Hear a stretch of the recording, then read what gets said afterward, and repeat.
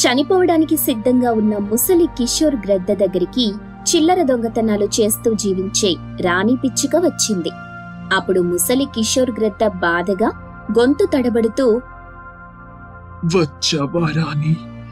నా పిలుపు విని రావని అనుకున్నాను అని ముసలి గ్రద్ద కిషోర్ అనగానే పొగరుగా, ఇప్పుడు పొమ్మంటే చెప్పు, వచ్చిన దారిలోనే తిరిగిపోతాను అని రాణి పిచ్చుక అంది. నీలోని ఈ పొగరే నాకు బాగా నచ్చేది. ఇద్దరం సత్కారాల సభ మరెప్పుడైనా పెట్టుకుందాం. ఇప్పుడు మాత్రం నన్నెందుకు రమ్మని చెప్పారో అది చెప్తే చాలు. సుత్తి లేకుండా సూటిగా విషయం చెప్తాను, విను రాణి. వింటున్నాను, చెప్పండి. ఎప్పటికీ చనిపోకుండా నేను నిత్య యవ్వనంగా ఉండాలని అనుకుంటున్నాను అని కిషోర్ గ్రద్ద అనగానే రాణి పిచ్చుక వెటకారంగా, అందుకు నా పీకని నేనే కోసుకొనివ్వాలా? లేదంటే నీ తలని నరికి నీ చేతిలో పెట్టాలా? మొదటిది కష్టం, రెండోది చేసి పెట్టమంటే చేసి పెడతాను. అది కూడా ఫ్రీగా కాదు, డబ్బులకే. ఇలా నువ్వు మాట మాటకి సెటైర్ వేస్తుంటే నేను చెప్పలేను రాణి. డీల్ కావాలంటే నేను చెప్పింది వినాలి. వద్దనుకుంటే ఇక్కడి నుండి ఈ క్షణమే వెళ్ళిపో అని చెప్పి కిషోర్ గ్రద్ద ఊరుకుంది. వాళ్ళిద్దరి మధ్య 2 నిమిషాల పాటు నిశ్శబ్దం. ఒకదాన్ని ఒకటి చూసుకున్నాయి. ఓకే రాణి, నేను చెప్పేది విను. చెప్పండి, వింటున్నాను. ఈ అడవిలో ఎక్కడో ఒక చోట సితార పేరుతో ఒక కాకి నివసిస్తుంది. దాని దగ్గర బంగారు గుడ్లున్నాయి. వాటిని నువ్వు తీసుకొచ్చిస్తే, కాదు తీసుకొచ్చి ఇవ్వాలి. ఏ కారణము చెప్పకుండా తీసుకురావాలి. నేను చెప్పింది అర్థమైంది కదా? అయినట్టు కొంత, కానట్టు కొంత అనిపిస్తుంది. కానీ నీకా కాకి దగ్గర ఉన్న బంగారు గుడ్లు కావాలని, వాటిని నేను దొంగతనంగా తీసుకురావాలని మాత్రం అర్థమైంది. నువ్వు అర్థం చేసుకున్నదే చెయ్యి రాణి. కానీ జాగ్రత్తగా చెయ్యి. వీలైనంత తొందరగా చెయ్యి. అసలే నాకు టైం లేదు. డీల్ ఏంటన్నది ఫినిష్ చేస్తే నేను నా వర్క్ లోకి వెళ్ళిపోతాను. నువ్వే చెప్పు రాణి, నీకేం కావాలి? బంగారం కావాలా? డబ్బు కావాలా? ఆస్తులు కావాలా? లేదంటే ఈ అడవి కావాలా? ఏం కావాలో తీసుకో. ఈ అడవి నాకెందుకు? బంగారం డబ్బులు నా దగ్గరుంటే నేనే ఒక అడవిని పెట్టగలను. అందుకని నాకు డబ్బు బంగారం కావాలి. కాకి దగ్గర ఉన్న బంగారు గుడ్లు తీసుకొచ్చి నాకివ్వు. నీకు కావలసిన బంగారం డబ్బులు తీసుకెళ్ళు అని ముసలి కిషోర్ గ్రద్ద రాణి పిచ్చుక ఒక డీల్ కుదుర్చుకొని అక్కడి నుండి రాణి పిచ్చుక వెళ్లిపోతూ అడవి మొత్తం వెతుకుతూ ఉంటుంది. అసలే దట్టమైన అడవి ప్రాంతం. పైగా సితార కాకి ఎక్కడ ఉందో తెలీదు, ఎలా ఉందో తెలీదు. కాని ముసలి గ్రద్దతో మాత్రం డీల్ మాట్లాడుకున్నాను. ఏదేమైనా ఒక డీల్ మాట్లాడుకున్న తర్వాత ప్రాణాలు పోతున్నాయని తెలిసినా ముందుకెళ్ళాలి. వెళ్తాను అని అనుకుంటూ రాణి పిచ్చుక అలా ముందుకు వెళ్తూ ఉంటుంది. ఆ అడవిలో గుబురు చెట్ల నడుమ ఇల్లు కట్టుకుని ఏమాత్రం కనబడకుండా సితార కాకి తన దగ్గర ఉన్న బంగారు గుడ్లని చూసుకుంటూ ఉంటుంది. ఈ బంగారు గుడ్లని కాపాడుకోవడం చాలా కష్టంగా ఉంది. నా దగ్గరున్నవి మాయలు మహిమలు ఉన్న బంగారు గుడ్లనుకుంటున్నాయి ఈ అడవిలో ఉన్న మిగతా పక్షులు. అందుకే ఎప్పుడూ నేను ఇంటిని వదిలిపెట్టి బయటికి వెళ్తానా, ఎప్పుడు దొంగతనం చేద్దామా అని ఎదురు చూస్తున్నాయి. కానీ ఆ బంగారు గుడ్లలో నా పిల్లలున్నారని వాటికి తెలీదు అని అనుకుంటూ ఉండగా పల్లవి పావురం అక్కడికొచ్చింది. ఏంటే పల్లవి, ఇలా వచ్చావు? ఇప్పుడే అందిన సమాచారం సితారా. ఏంటి అది? కిషోర్ అనే ముసలి గ్రద్ద నీ దగ్గర ఉన్న బంగారు గుడ్లని దొంగతనం చేయించడానికి చిల్లర దొంగతనాలు చేసే రాణి పిచ్చుకని పిలిపించిందంట. నీకెలా తెలుసు? నేను నీ దగ్గరికి వస్తుంటే నాకు దారిలో రాణి పిచ్చుక ఎదురుపడింది. ఈ అడవికి కొత్తలా ఉందని నేను వెళ్లి అడిగాను. అప్పుడది, నేను చెప్పేది నిజమండి, సితారా కాకి దగ్గర బంగారు గుడ్లున్నాయంట. నేను వాటిని దొంగిలించి ముసలి గ్రద్దకివ్వాలి. మీకు సితారా కాకి ఎక్కడుంటుందో తెలిస్తే చెప్పండి కొంచెం అంటూ నన్నడిగింది. అని పల్లవి పావురం చెప్పగానే సితారకాకి అదిరిపడింది. నీకసలు బుద్ధుందా? అతను అడిగినప్పుడు నువ్విలా వస్తే ఎలా చెప్పు? నిన్ను ఫాలో అవుతూ ఇక్కడి వరకొస్తే ఏంటి పరిస్థితి? అని చెప్పి ఒక్కసారిగా గాల్లోకి లేచి తన ఇంటి చుట్టూ తిరుగుతూ దిక్కులు చూస్తుంది. తన ఇంటి చుట్టుపక్కల ఎలాంటి పక్షి అనుమానాస్పదంగా తిరుగుతున్నట్టు అనిపించలేదు, కనబడలేదు. తిరిగి తనింటికొచ్చింది. రాణి పిచ్చుక కనబడిందా? లేదు, ఏదీ కనబడలేదు, ఎక్కడా కనబడలేదు. అయినా నువ్విక్కడికి రావద్దు, ఇక్కడ ఉండటం కూడా అంత మంచిది కాదు, ఇక్కడి నుండి వెళ్ళిపో అని చెప్పగానే పల్లవి పావురం మరో మాట మాట్లాడకుండా అక్కడి నుండి వెళ్ళిపోతుంది. సితారకాకి దిక్కులు చూస్తూ ఉంటుంది. అదే చెట్టు మీద ఒక చోట వాలిన రాణి పిచ్చుక సితారకాకిని చూసి, నేను చూడలేనని అనుకుంది పాపం ఈ సితారకాకి.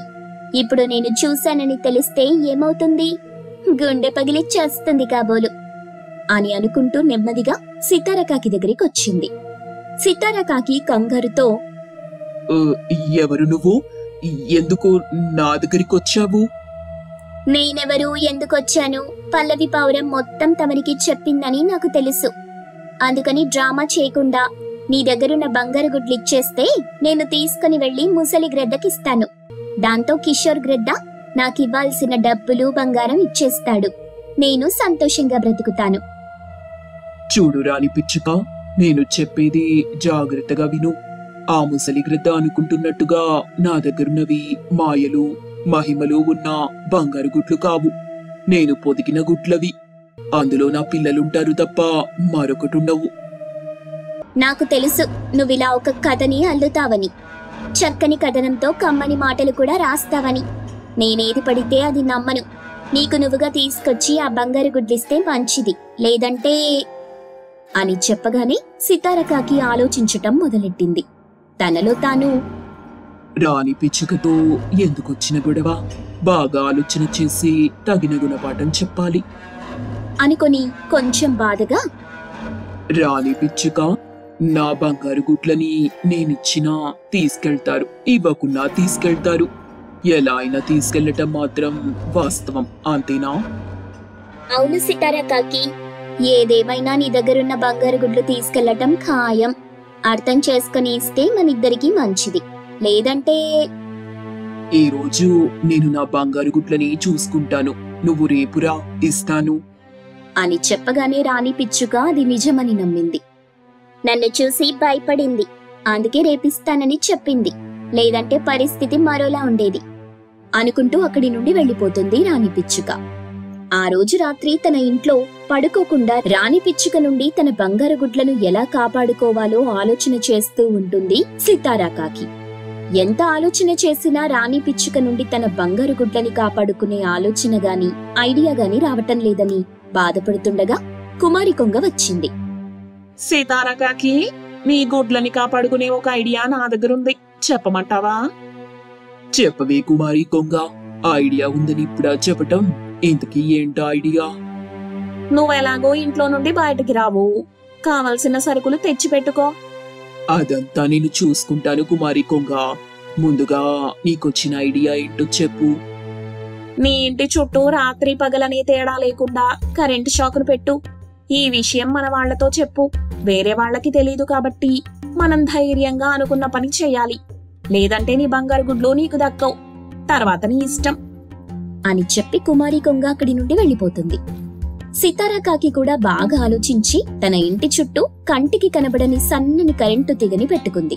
మరుసటి రోజు సితారకాకి తన బంగారు గుడ్లు ఇవ్వలేదని రాణి పిచ్చుక కోపంగా సితారకాకి ఇంటికొచ్చి కరెంట్ షాక్ కి తల్లాడుతూ, నీకు దండం పెడతాను, నన్ను కాపాడు, నీ బంగారు గుడ్లొద్దు, ఏమొద్దు, నన్ను కాపాడితే మళ్ళీ నీ కంటికి కనబడకుండా పోతాను, నన్ను రక్షించు అని వేడుకుంటూ ఉంది.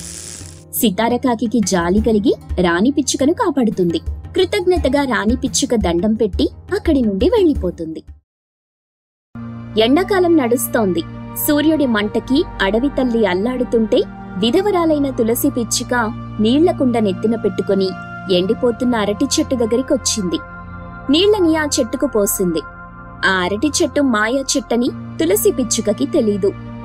బాధపడకు, నేనున్నంత వరకు నిన్నెండిపోనివ్వను. నాకు నా 2 కూతుర్లు ఎలాగో నువ్వు అలాగే. వాళ్ళని ఎంత ప్రేమగా చూసుకుంటున్నానో నిన్ను అంతే ప్రేమగా చూసుకుంటున్నాను కదా. నీకేం కాదు. ఎంత దూరం నుండైనా నీళ్లు తీసుకొచ్చి నిన్ను బ్రతికించుకుంటాను. కష్ట సమయంలో పళ్ళిచ్చి నన్ను నా పిల్లల్ని కాపాడావు. అలాంటిది నిన్ను కాపాడుకోకుండా ఉంటానా చెప్పు అని అరటి చెట్టుతో చెప్పి ఖాళీ కుండని నెత్తిన పెట్టుకుని నీళ్ల కోసం అక్కడి నుండి బయలుదేరుతుంది. అదే అడవిలో ఎండిపోతున్న ఒక చెట్టు మీదున్న మదన్ కాకి మహా చెట్టకాకన్నమాట. తను కోరుకున్నది తనకి దక్కాలి. లేదంటే అది ఏ వస్తువైనా ఆడపక్షైనా నాశనం చేసేదాకా నిద్రపోదు. అవతలి వాళ్ళని పడుకోనివ్వదు. దిక్కులు చూస్తూ, నా తులసి పిచ్చుక ఇంకా రాలేదు. అసలు ఈ రోజొస్తుందా రాదా? లేదంటే నేను దారిలో ఇలా మాటు వేసి ఏడిపిస్తున్నానని మరొక దారేమైనా ఏర్పాటు చేసుకుందా? అది కాదంటే రెండో పెళ్లి చేసుకుందామని వేధిస్తుంటే నాకంటే తొందరగా వచ్చి నీళ్లు తీసుకుని వెళ్ళిందా అని అనుకుంటూ ఉండగా ఖాళీ కుండ నెత్తిన పెట్టుకుని వస్తున్న తులసి పిచ్చుక కనిపించింది. సంతోషపడింది మదన్ కాకి. ఊపిరి పీల్చుకుంది. అమ్మయ్యా, తులసి పిచ్చుక నాకు కనిపించకుండా పోలేదు, వస్తోంది అనుకుంటూ ఉండగా తులసి పిచ్చుక మదన్ కాకిని చూడకుండా అలా ముందుకు వెళ్లిపోతుంది. మదన్ కాకి ఆలస్యం చేయకుండా తులసి పిచ్చుకని ఫాలో అయ్యింది. హాయ్ తులసి, మళ్ళీ వచ్చావా? నన్ను మళ్ళీ పెళ్లి చేసుకునే వరకు వస్తూనే ఉంటాను, ఇలా వేధిస్తూనే ఉంటాను. మళ్ళీ పెళ్ళనేది నా జీవితంలో జరగదు. అయితే నేను వేధించటం మానను. రోజు రోజుకు డోస్ పెంచుతూ పోతాను. నా వేధింపులు తట్టుకోలేక నువ్వే నా దగ్గరికొచ్చి నన్ను మళ్ళీ పెళ్లి చేసుకో అని అంటావు. పగటి కళ్ళలు నిజం కావు. నన్ను నువ్వు ఏమీ చెయ్యలేవు. ఇక వెళ్ళు. వెళ్తాను అని చెప్పి మదన్ కాకి వెళ్లిపోతుంది. తులసి పిచ్చుక చెరువు దగ్గరికి వెళ్లి కుండ నిండా నీళ్లు తీసుకొని తన ఇంటికి బయలుదేరింది. తన ఇంటి దగ్గర వాణి రాణి అనే తన 2 కూతురు పిచ్చుకలు ఎదురు చూస్తుంటాయి. చెల్లి, మమ్మీ రాగానే నువ్వే అడగాలి, సరేనా? పెద్దదానివి నువ్వా నేనా అక్క? నేనే. మరి మమ్మీని అడగాల్సింది కూడా నువ్వే. మమ్మీ, నేను చెల్లి స్విమ్మింగ్ కి వెళ్తున్నామని చెప్తే ఏమవుతుంది? ఏమీ కాదు. అయితే చెప్పు అని అక్క చెల్లెళ్ళు వాదన చేసుకుంటూ ఉంటాయి. ఇంతలో నీళ్ల కుండతో తులసి పిచ్చుక ఇంటికొచ్చింది. తన కూతుర్ల గొడవని అర్థం చేసుకుంది. వాణి, రాణి, నేను చెప్పేది వినండి తల్లులు. ఇంత ఎండలో ఈత కొట్టటం అంత మంచిది కాదు. కావాలంటే సాయంత్రం వెళ్ళండి. ఇప్పుడేమో సాయంత్రం వెళ్ళమని అంటావు. అప్పుడు తీరా సాయంత్రం అయ్యాక చీకటి పడుతుంది. వద్దులే తల్లులు, అసలే రోజులు బాగోలేవని మళ్ళీ నువ్వే అంటావు. తమరి డబుల్ ధమాకా ప్రేమని తట్టుకోవటం మా వల్ల కాదు మమ్మీ. మేము స్విమ్మింగ్ చేయడానికి వెళ్తున్నాం అని రాణి వాణి పిచ్చుకలు ఇంట్లో నుండి ఎగిరిపోయాయి. కూతురు పిచ్చుకలని అలా చూస్తూ, నా బాధని మీకు ఎలా చెప్పాలో అర్థం కావటం లేదు తల్లులు అని అనుకుంటూ ఉండగా చిన్నపాటి టేబుల్ ఫ్యాన్ పట్టుకుని మదన్ కాకి తులసి పిచ్చుక దగ్గరికొచ్చింది. ప్రేమగా నవ్వుతూ, హాయ్ తులసి. తులసి పిచ్చుక తన ఇంటికి వచ్చిన మదన్ కాకిని చూసి అసహ్యంగా ముఖం పెట్టింది. అబ్బా తులసి, నన్ను చూసి అసహ్యంగా ముఖం పెట్టుకున్నప్పటికీ నీ అందం రెట్టింపైంది గాని తగ్గలేదు తెలుసా? మదన్, ఇది మర్యాద కాదు. నా పిల్లలు చూశారంటే బాగుండదు. నా పిల్లలని వేరు చేసి మాట్లాడకు తులసి. మన పిల్లలు అను. నన్ను మళ్ళీ పెళ్లి చేసుకో. నిన్ను నీ పిల్లల్ని పువ్వుల్లో పెట్టి చూసుకుంటాను. మళ్ళీ పెళ్లి నాకిష్టం లేదు. అలా అనకు తులసి. అలా అంటే నేనేమైపోతాను చెప్పు? ఏదైనా సెలయేట్లో పడి కొట్టుకుపో. ఈ అడవికి పట్టిన దరిద్రం వదిలిందని సంతోషపడతాం. You naughty. సర్లే, నీకోసం మన పిల్లల కోసం ఇదిగో ఫ్యాన్ తీసుకొచ్చాను. తీసుకెళ్లి లోపల పెట్టుకో. అవసరం లేదు అని చెప్పి తులసి పిచ్చుక ఇంట్లోకి వెళ్లి తలుపేసుకుంది. అది చూసి మదన్ కాకి ఫ్యాన్ పట్టుకుని ఆ ఇంటికి ఉన్న కిటికీ దగ్గరికొచ్చింది. కిటికీ దగ్గర నిలబడి లోపలికి చూస్తూ, ఓయ్ తులసి, రాత్రిపూట పిల్లలు పడుకోకుండా నిన్ను గాలి కోసం ఇబ్బంది పెడుతున్నారు కదా, అందుకే నీకోసం మన పిల్లలకు ఈ ఫ్యాన్ తీసుకొచ్చాను. తీసుకో, ఫీల్ మై లవ్, నా ప్రేమని ఫీల్ అవ్వు తులసి అని అంది. ఇంట్లో ఉన్న తులసి పిచ్చుక కోపంగా కిటికీ దగ్గరికి వచ్చి కిటికీ తలుపేసింది. అది చూసిన మదన్ కాకి ప్రేమగా నవ్వుకొని తను తీసుకొచ్చిన ఫ్యాన్ గుమ్మం దగ్గర పెట్టి వెళ్లిపోతుంది. ఇంట్లో ఉన్న తులసికి తలనొప్పొస్తుండడంతో మంచం మీద పడుకుంది. అలా రోజులు గడుస్తుంటాయి. తులసి పిచ్చుక రోజూ నీళ్ల కోసం వెళ్లటం, ఒక కుండ నీళ్లని అరటి చెట్టుకు పొయ్యటం, మరో కుండ నీళ్లని ఇంటికి తీసుకురావటం చేస్తూ ఉండేది. మదన్ కాకి డోస్ పెంచి కత్తి పట్టుకుని మళ్లీ పెళ్లి చేసుకోమని బెదిరించే స్థాయికి తెగించింది. ఓ రోజున కూతుర్లు స్విమ్మింగ్ చేస్తుండగా దిగులుగా ఉన్న తులసి పిచ్చుక దగ్గరికి శోభచిలుక వచ్చింది. ఏంటి తులసి, ఈ మధ్య ఎప్పుడు చూసినా ఏదో పోగొట్టుకున్న దానిలా ఉంటున్నావు, ఏమైంది అని సానుభూతిగా అడగడంతో తులసి పిచ్చుక బాధగా కన్నీళ్లు పెట్టుకుంది. నచ్చిన వాళ్ళకి మనలోని బాధ చెప్పుకుంటే మనసు తేలిక పడుతుందంట తులసి, ఏమైందో చెప్పు అని శోభచిలుక అడగడంతో మదన్ కాకి చేస్తున్న వేధింపుల గురించి చెప్తుంది. సరిగ్గా అప్పుడే మదన్ కాకి పెద్ద కర్ర పట్టుకుని తులసి పిచ్చుక ఇంటి దగ్గరికొస్తుంది.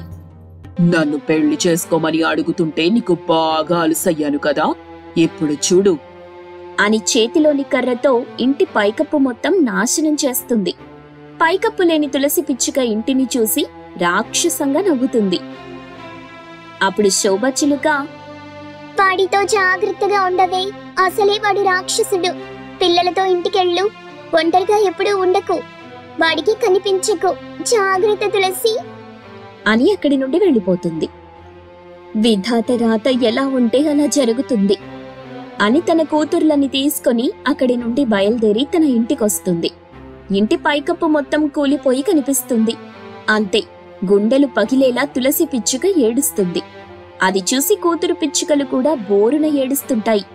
ఆ విషయం తెలుసుకొని శోభచిలుక, మంగ కొంగ, శాంతి పావురం తులసి పిచ్చుక దగ్గరికి వచ్చి కాసేపు ఓదార్చి కూతుర్లను తీసుకుని తమ ఇంటికి రమ్మని అడుగుతారు. కాని అప్పుడే అక్కడికి మదన్ కాకి నవ్వుతూ వచ్చింది. అది చూసి అన్ని పక్షులు అక్కడి నుండి వెళ్లిపోతాయి. ఇంత ఘోరానికి దిగజారుతావని అనుకోలేదు, ఛీ అని మంటలా మండుతున్న సూర్యుడి సెగలకు తట్టుకోలేక అల్లాడుతుంటే తన పిల్లల్ని తీసుకొని అరటి చెట్టు దగ్గరికి వచ్చింది. ఆ చెట్టు కింద తలదాచుకుంది.